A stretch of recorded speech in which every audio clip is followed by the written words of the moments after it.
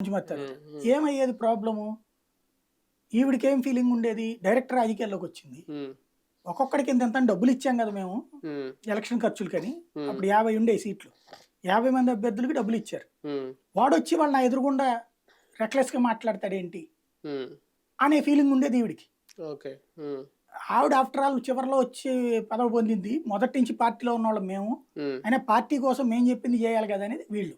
హుహు. హ్మ్. రఘురామ కృష్ణరాజు పరిస్థితి అది. ఓకే. ఎమ్మెల్యే క్యాండిడేట్లందరికి నేను డబ్బులు పడేశాను గదా! హ్మ్. నా మాట ఎందుకినరని ఈయననుకుంటాడు. హ్మ్. ఆయన పడేత్తే 10,00,00,000 పడేత్తే 30,00,00,000 మేము తగలేస్తే ఆయన ఎంపీ అయ్యాడు. హ్మ్. ఆయనేంది మాకు చెప్పేదనేది ఆళ్ళది. హ్మ్. ఇక్కడ ఒక క్లాష్ ఉంది. హ్మ్. ఈయనేమనుకుంటాడు, డబ్బులు నేనిచ్చాను కాబట్టి నా అనుచరులు అనుకుంటాడు. హ్మ్. మా వల్ల ఆయన గెలిచాడని ఆళ్ళనుకుంటారు. హ్మ్. ఈ పొలిటికల్ రియాలిటీ అతనికి అర్థం కాల. హ్మ్.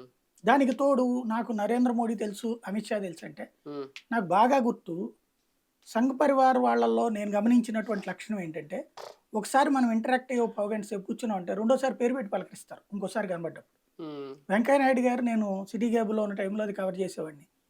ఆ తర్వాతన ఇవాల్టికి గూడా ఏం సాయి అని పలకరిస్తాడాయన. హ్మ్. అవును. ఆ! మనం ఇంటర్వ్యూ గూడా చేసాం అవునవును. గదా! అప్పుడు అవును. చూసారు అవును. గదా! ఎంత అవును. చనువుగా అవును. మాట్లాడు అవును. అవును. అది వాళ్ళకున్నటువంటి సహజ లక్షణం.